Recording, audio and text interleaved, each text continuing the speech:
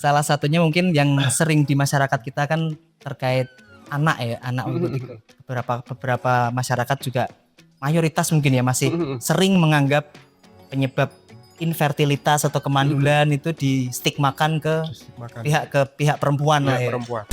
Masalah ini dibebankan hanya kepada si perempuan itu kan tidak fair. Maka harusnya dua-duanya ini berkontribusi terkait dengan keberhasilan kehamilan tersebut. Mungkin dari ahli gizi untuk menunjang kesuburan, ini sebenarnya nutrisi apa aja yang paling esensial lah dibutuhkan untuk biar kualitas sperma itu naik gitu.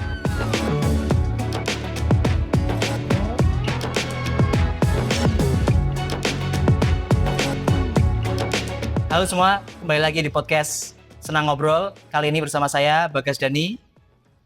Untuk hari ini kita kedatangan salah satu tamu spesial yang akan membahas seputar dunia kesehatan, karena di akhir-akhir ini edukasi tentang kesehatan makin banyak bertebaran karena ya salah satunya efek pandemi. Jadi upaya untuk para insan-insan kesehatan untuk melakukan promotif dan preventif terkait isu-isu kesehatan makin banyak berseliweran di media sosial. Jadi kali ini yang hadir menjadi narasumber di podcast Senang Ngobrol yakni Mas Apriliawan Hidayatullah, SGZ MTP, ini seorang ahli gizi atau nutrisionis yang biasa dipanggil Kak Irwan. Jadi mungkin bisa langsung kita ngobrol-ngobrol terkait untuk tema hari ini perihal kesuburan, terkait kebutuhan nutrisi untuk kesuburan dan kebugaran. Selamat siang. Selamat siang, Kak Irwan, Kak Bagas. Mungkin untuk mengawali podcast Senang Ngobrol, Kak Irwan bisa sedikit menceritakan latar belakang dan mungkin kesehariannya ini ngapain aja, bisa di-share terlebih dahulu lah untuk masuk ke tema utama kita. Perkenalkan, nama saya Irwan.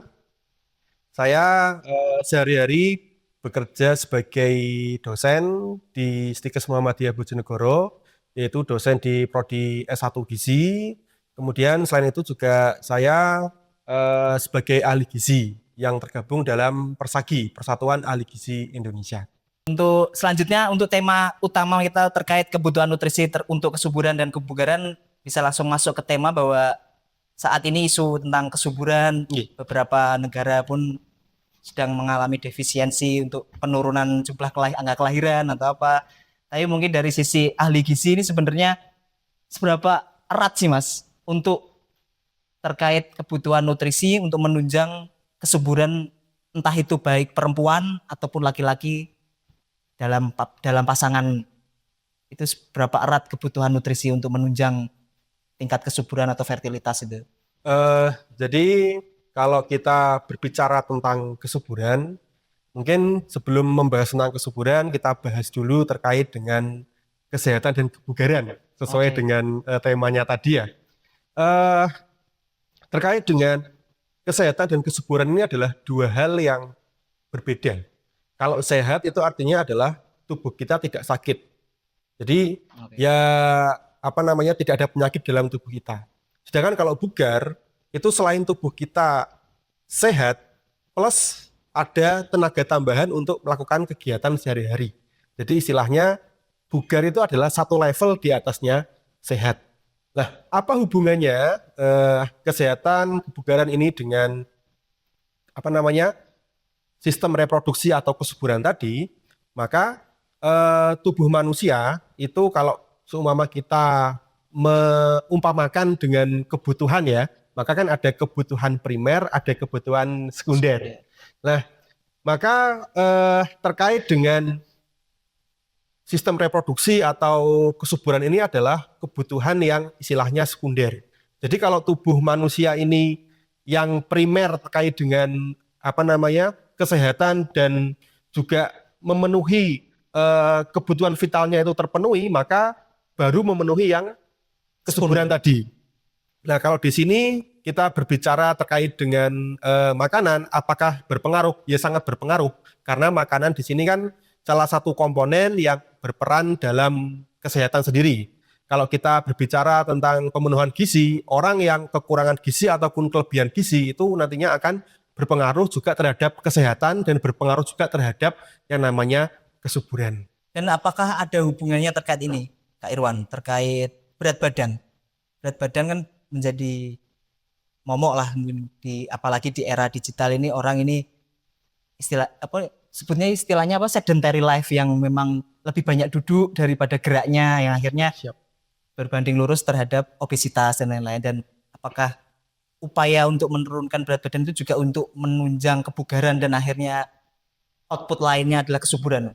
Kalau kita melihat problem gizi yang ada di masyarakat sekarang, kita mengenal ada istilahnya triple burden of malnutrition. Jadi ada 3 masalah ganda terkait dengan gizi. Yang pertama adalah gizi kurang, yaitu gizi kurang gizi kurang makro. Jadi kayak orang yang anak stunting kemudian kurus itu adalah termasuk yang kurang gizi dari sudut pandang gizi makro. Kemudian yang kedua adalah defisiensi atau kekurangan zat gizi mikro seperti anemia dan lain sebagainya. Dan yang ketiga adalah ya tadi kelebihan gizi. Jadi kelebihan gizi ini juga termasuk masalah gizi yang ada. Nah, apakah masalah gizi ini berpengaruh terhadap kesuburan? Jawabannya sangat berpengaruh sekali. Yang pertama, kalau kita lihat dari kacamata kurang gizi. Nah, orang yang kurang gizi itu tubuhnya, kalau kita berbicara terkait dengan kebutuhan energi di dalam tubuh manusia, itu ada namanya basal metabolic rate atau BMR singkatannya, yaitu energi yang minimal dibutuhkan oleh tubuh kita untuk melakukan kebutuhan vital. Itu kalori ya? Ya, kalori. Nah, sekarang kita bayangkan seumpama orang tersebut mengalami kurang gizi. Nah, apa zat gizi yang digunakan atau apa kalori yang digunakan untuk memenuhi kebutuhan sehari-harinya kalau tidak diasup? Nah, berarti di sini gizi berperan terhadap kesehatan dan kebugaran tadi. Kemudian bagaimana dengan orang yang obesitas? Apakah ada hubungannya juga dengan masalah kesuburan? Di sini ada hubungannya. Yang pertama, orang yang obesitas itu cenderung memiliki persentase lemak di dalam tubuh yang lebih tinggi. Dan beberapa penelitian menunjukkan bahwa persentase lemak tubuh yang tinggi itu memiliki tingkat kebugaran yang lebih rendah dibandingkan yang lemaknya normal. Nah, kemudian orang yang obesitas yang lemaknya tinggi ini juga bisa berpengaruh terhadap keseimbangan hormonal. Kita mengenal bahwasanya di sistem reproduksi manusia itu kan diatur oleh suatu sistem yang namanya sistem hormon. Kalau perempuan kita mengenal adanya hormon estrogen dan progesteron, kemudian kalau laki-laki ada hormon testosteron. Nah, ketika hormon di dalam tubuh seseorang ini mengalami ketidakseimbangan ya karena pengaruh tadi overnutrition atau obesitas tadi, maka akan berpengaruh juga terhadap yang pertama kualitas dari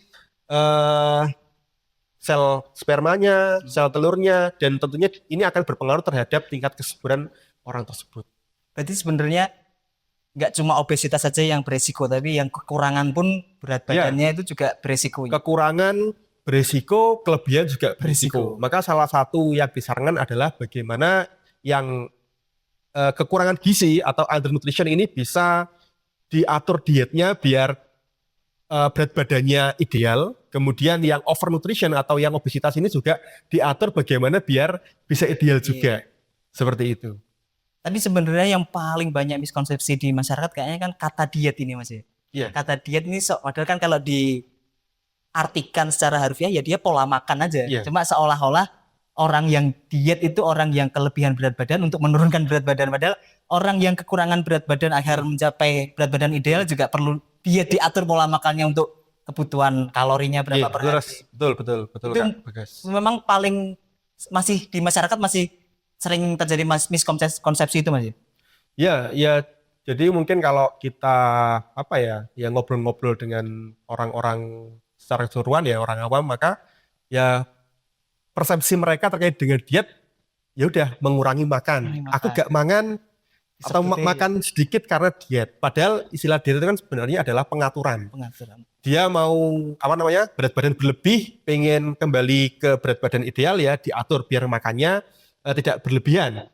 Dia kurang gizi atau kurus gitu ya, berat badannya kurang, ingin kembali ke berat badan ideal, dia juga diatur makannya. Jadi sebenarnya diet itu secara definisi yang benar adalah pengaturan pola makan yang benar. Kalori intake ya, yang Ya, berapa benar. persennya. Tapi untuk berat badan ini beberapa orang yang berlebihan kan akhirnya terjerumus sama pola-pola diet yang ekstrim. Biasanya akhirnya berdampak ke ya bisa jadi adakah hubungannya nanti ketika melakukan diet ekstrim itu berdampak pada kesuburannya atau dan kebugarannya? Tentunya ada Kak Bagas. Jadi kalau kita melihat dari konsep diet yang kita pelajari dari sisi ahli gizi ya, maka diet yang dianjurkan adalah diet gizi seimbang, yang mana konsepnya adalah tidak ada satu makanan pun yang disebut superfood, tidak ada makanan yang sempurna. Jadi untuk memenuhi kebutuhan gizi yang sempurna, manusia itu harus mengikuti yang namanya gizi seimbang, harus makan makanan yang beraneka ragam dengan porsi yang cukup untuk memenuhi kebutuhan gizinya. Nah, kemudian terkait dengan diet ekstrim ini, maka dari sudut pandang gizi ada istilahnya kita berbicara diet secara umum saja ya, yang biasanya mengurangi makan. Ya, mulai. Diet ekstrim yang dilakukan sama teman-teman di luar sana adalah mengurangi kalori itu yang terlalu ekstrim. Kalau dari ahli gizi sendiri sih maksimal yang dianjurkan adalah ya 10-30% dari total kalori harian.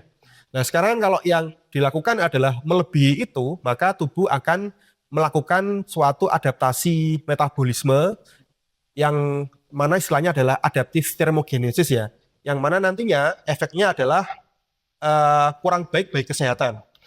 Yang pertama adalah ketika tubuh dalam kondisi defisit kalori yang terlalu ekstrim atau tadi mengalami adaptif thermogenesis, yang pertama adalah tubuh itu akan berusaha memecah otot-otot di dalam tubuh kita, jaringan-jaringan untuk dipecah, dijadikan energi untuk memenuhi yang namanya tadi BMR, basal metabolic rate. Nah, di sini kan tentunya ketika yang wajib tadi diambil ya, kebutuhan tubuh tadi diambil untuk memenuhi yang wajib tadi, tentunya terkait dengan kesuburan akan berpengaruh juga. Nah, sehingga di sini tentunya ada korelasinya ketika diet ekstrim diterapkan terhadap tingkat kesuburan. Oke. Tapi dari ahli gizi sendiri sebenarnya berat badan ideal secara ngitungnya gimana Kak Irwan? Terkait dengan berat badan ideal bagaimana menghitungnya, kalau secara umum kita berpatokan pada namanya IMT, indeks massa tubuh, dengan rumus berat badan dalam kilogram dibagi tinggi badan dalam meter dikuadratkan. Nanti ada kategori masuk dalam kategori kurang gizi, kemudian obesitas, normal, itu kalau orang secara umum. Tapi kalau kita pendekatannya adalah atlet, nanti berbeda. Kita menggunakan pendekatan persen lemak tubuh. Karena tentunya atlet kan akan sedikit berbeda dengan orang yang normal. Karena atlet kan ada istilahnya latihan otot yang rutin, sehingga adanya bias massa otot tadi yang akan berbeda dengan orang yang normal biasa. Lingkar perut itu bisa jadi salah satu indikator? Bisa. Kalau lingkar perut ini dia tidak secara langsung menentukan terkait dengan status gizi seperti apa, tapi dia bisa digunakan sebagai istilah screening untuk mengetahui seorang itu beresiko tidak untuk mengalami penyakit metabolik ke depannya. Contohnya lingkar perut yang laki-laki ya biasanya ya, kalau lebih dari 90 itu berarti kan ada resiko. Nah, ya itu bisa menjadi salah satu cara untuk mendeteksi overnutrition tadi, dan juga mendeteksi adanya resiko untuk penyakit metabolik yang merupakan salah satu dampak lebih lanjut dari obesitas tadi. Namun terkait dengan menentukan status gizi yang detail tadi ada dua cara, biasanya kita menggunakan IMT atau menggunakan persen lemak tubuh. Dan kalau orang normal rumahan kayaknya nggak harus punya alatnya, nggak punya alatnya untuk ngecek lemaknya itu. Ya.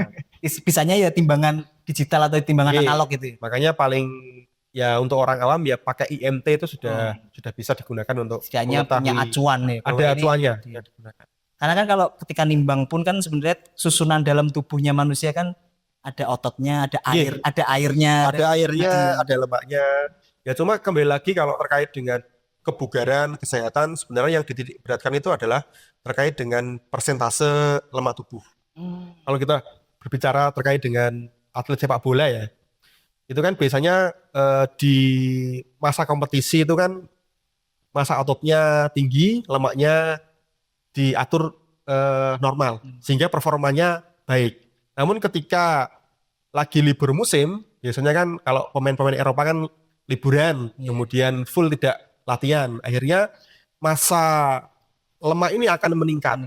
Dan sebelum masuk ke kompetisi lagi, maka biasanya dari ahli gizinya klub itu akan memberikan treatment bagaimana biar lemak tubuh itu akan kembali lagi ke kondisi yang normal. Karena itu akan berpengaruh terhadap performa atlet sendiri. Untuk menurunkan lemak tubuh paling efisien dengan cara Ya, yang pertama adalah dari pengaturan pola makan. Tentunya kalau kita berbicara pengaturan pola makan itu kan individualis ya, atau Iya.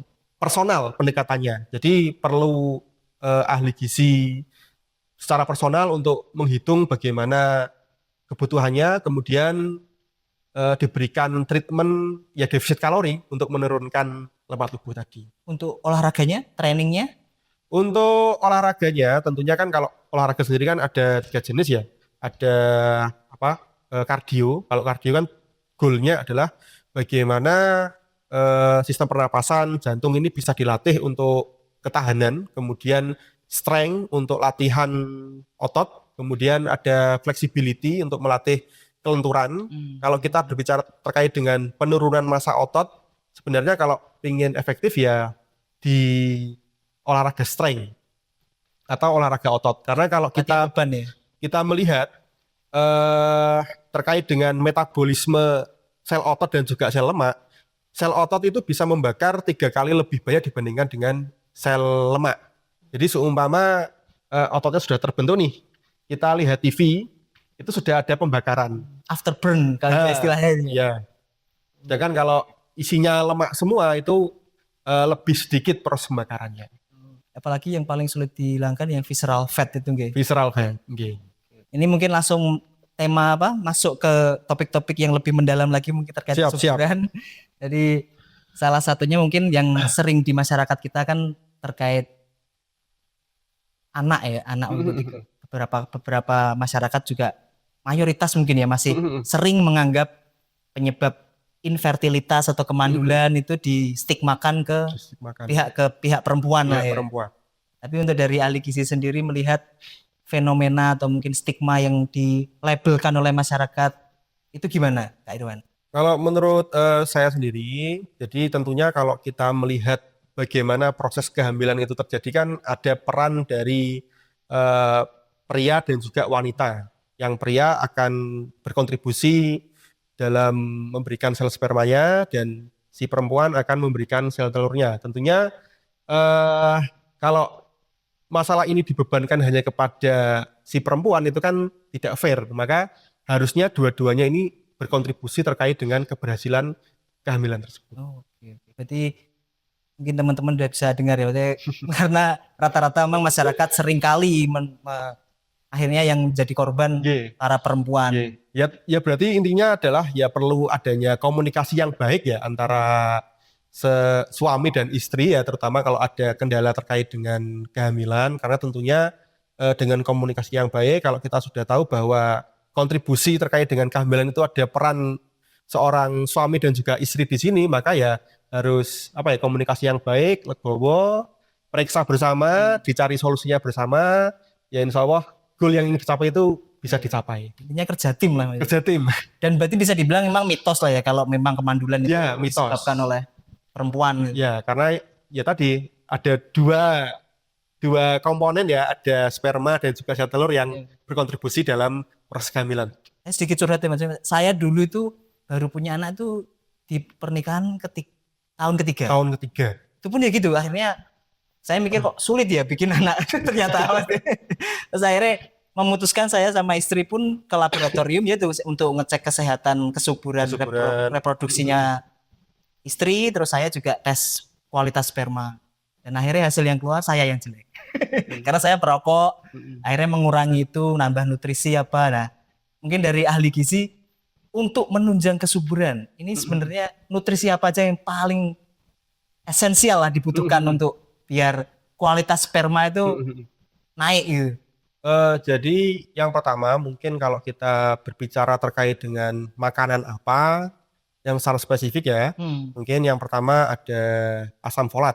Nah, asam folat ini kan salah satu mikronutrien yang dibutuhkan oleh tubuh, terutama untuk yang pertama pembentukan materi genetik atau pembentukan sel-sel yang baru. Kemudian yang kedua ada zat besi. Zat besi ini fungsinya adalah sebagai bahan baku untuk membuat sel darah merah. Kemudian ada zinc untuk meningkatkan kualitas sperma dan motilitasnya. Jadi itu sih beberapa zat gizi spesifiknya, tapi zat gizi spesifik itu akan lebih lebih sempurna ketika kita menerapkan yang namanya gizi seimbang. Jadi kan tidak hanya 1-2 zat gizi saja yang berperan di sini, tapi tentunya harus semuanya yang kita asup itu seimbang, dan itulah yang nantinya akan menjadi bahan baku untuk pembentukan sel-sel dalam tubuh kita, dan juga untuk menguatkan sel telur ataupun sel sperma menjadi benih yang berkualitas. Unggul, bibit Ya. unggul. Tapi sebenarnya kalau mau dikonkretkan jenis makanan apa Kak Irwan sih yang benar-benar mungkin akhirnya para penonton mungkin makan ini yang gizi seimbang gitu. Kalau tadi kan baik. zat gizi mungkin atau mungkin tetap selain makan mungkin ditambah untuk suplementasi terkait adanya zat besi, zinc, asam folat lah. Mungkin makanan yang konkret yang bisa diakses sama masyarakatnya apa aja? Mungkin kita bicara dari zat gizi mikro tadi ya. Kalau asam folat banyak kita jumpai pada sayur-sayuran hijau, kemudian kacang-kacangan, kemudian kalau buah alpukat. Nah itu kan sudah sesuai dengan gizi seimbang. Kalau dalam satu piring kita makan sayur-sayuran ada buahnya kan sudah ada asam folatnya. Kemudian kalau kita berbicara tadi zat besi ya, zat besi kita bisa temukan itu paling banyak adalah di makanan sumber protein hewani yang ekonomis ya, dari telur, ikan, kemudian hati ayam, itu bisa menjadi salah satu makanan sumber zat besi yang baik. Dan itu kan kalau kita menganut prinsip gizi seimbang, kan pasti kan ada lauk hewaninya, kan sudah ada di situ. Kemudian zinc, kalau zinc itu bisa kita temukan paling banyak di makanan-makanan laut, ikan laut, kemudian kerang, itu sumber zinc. Kemudian selebihnya seperti selenium, kemudian vitamin-vitamin ya dapat kita asup juga dari sayur-sayuran dan buah-buahan yang lainnya. Jadi intinya selama piring yang dimakan itu ada makanan sumber karbohidratnya, mungkin nasinya, kemudian sayur-sayurannya lengkap, ada buahnya, dan ada sumber protein hewani yang memiliki daya cerna yang baik, ya insya Allah itu sudah cukup untuk memenuhi kebutuhan, terutama untuk persiapan hamil. Nah, tapi di sini yang perlu diperhatikan adalah terkait dengan pemenuhan gizi ini tidak harus makanan yang mahal. Jadi kan tadi kita sudah berbicara makanan sumber zat besi. Kalau kita mau berbicara yang mahal ya daging merah. Cuma kan ada substitusi yang lainnya yang harganya lebih murah tapi memiliki kandungan gizi yang sama. Jadi intinya di sini adalah ya tidak ada alasan untuk kita makan makanan dengan gizi seimbang, karena bisa kita akali kalau harganya mahal kita cari yang lebih murah. Oke. Tapi untuk penyajiannya gimana kan? Yang Kak Irwan sebutkan tadi kan ya makanan yang enak-enak lah. Tapi untuk menyajikannya yang benar itu gimana? Apakah yang minim proses atau yang gimana? Ya, jadi intinya adalah ketika makan itu banyak diproses ya, atau banyak bumbunya. Nah, diproses terlalu banyak itu tentunya akan berpengaruh terhadap kandungan gizinya. Jadi mungkin beberapa saran dari penyajian, mungkin kalau biasanya suka digoreng ya, digoreng kan ada yang istilahnya deep frying, dicelupkan kandungan minyaknya tinggi ya, itu kan berkontribusi pada minyak yang lebih banyak, kita rubah aja jadi dipanggang seumpama atau ditumis, itu kan lebih mengurangi minyaknya.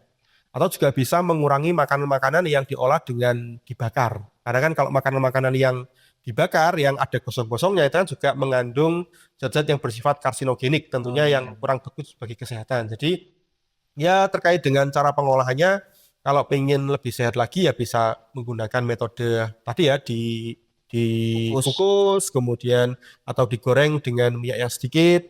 Itu akan bisa menjadi pilihan-pilihan tambahan bagi teman-teman yang mungkin ingin ya apa ya hidup lebih sehat gitu. Dan mungkin kayaknya teman-teman atau yang masyarakat yang kelahiran 90-an itu kan masih menganggap itu kampanyenya itu 4 sehat 5 sempurna.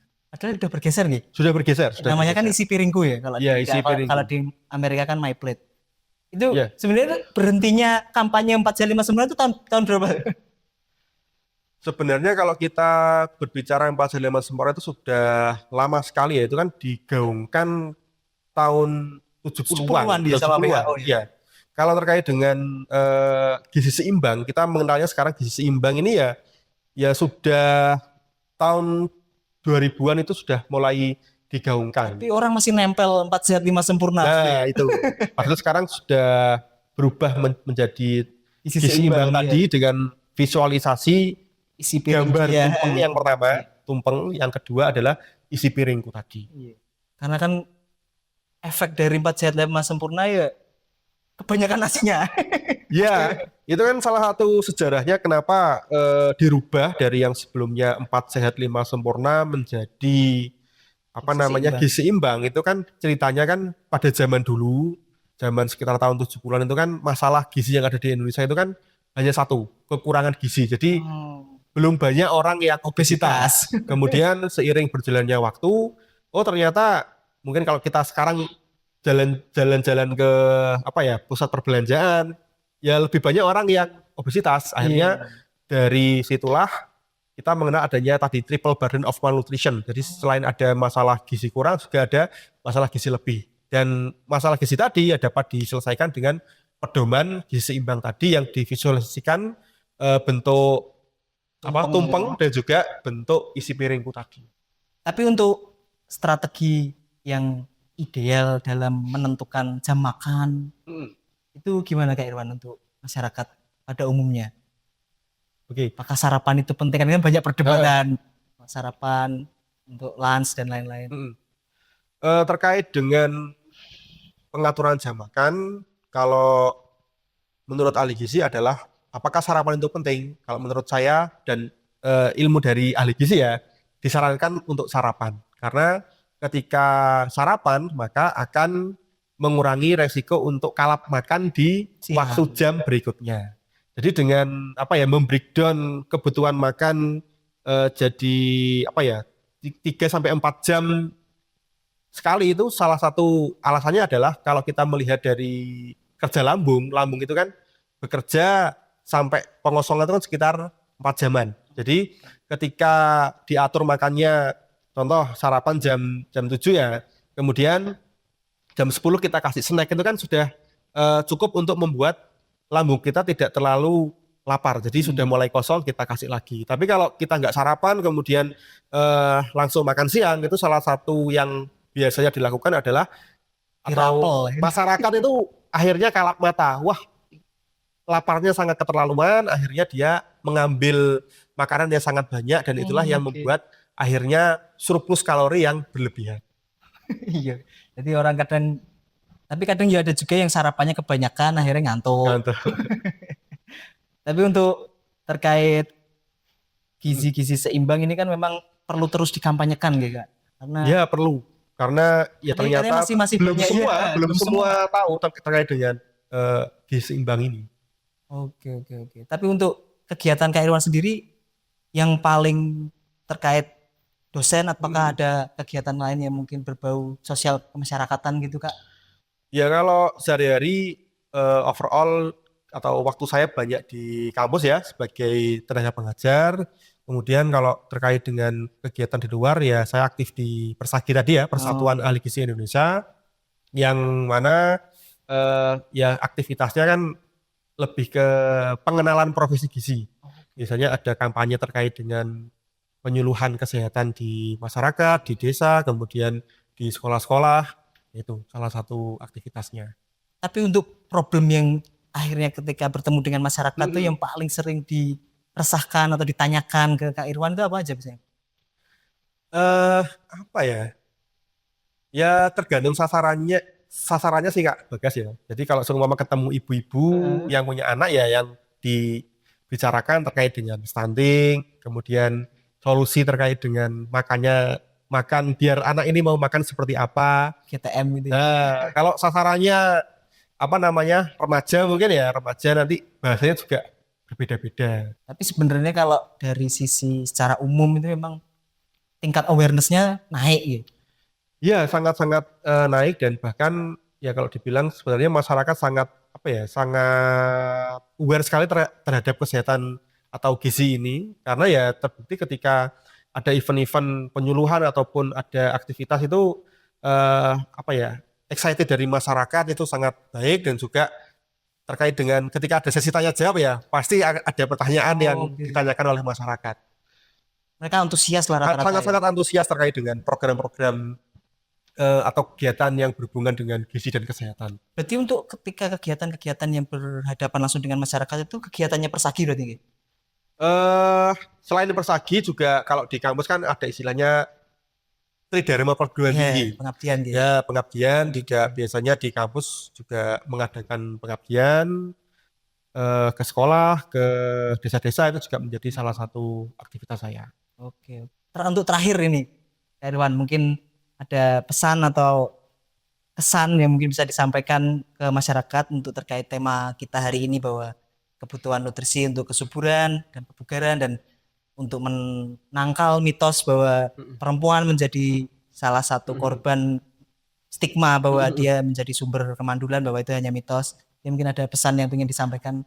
Ya, mungkin pesannya yang pertama bagi sobat-sobat atau saudara-saudara, teman-teman yang masih program hamil ya, yang belum dikaruniai keturunan dan ingin mendapatkan keturunan, yang pertama tetap berusaha, tetap sabar, dan di sini gizi memiliki peranan yaitu membantu untuk mempersiapkan eh, kesiapan dari sel telur dan sel sperma ini agar bisa bisa memiliki apa ya sel yang berkualitas. Jadi silakan bisa terapkan gizi yang seimbang tadi, kemudian juga olahraga yang cukup agar tubuh selain sehat juga bugar, Bugar. karena dengan tubuh yang sehat dan bugar akan berpengaruh terhadap kematangan, kesiapan dari organ reproduksi untuk mempersiapkan kehamilan.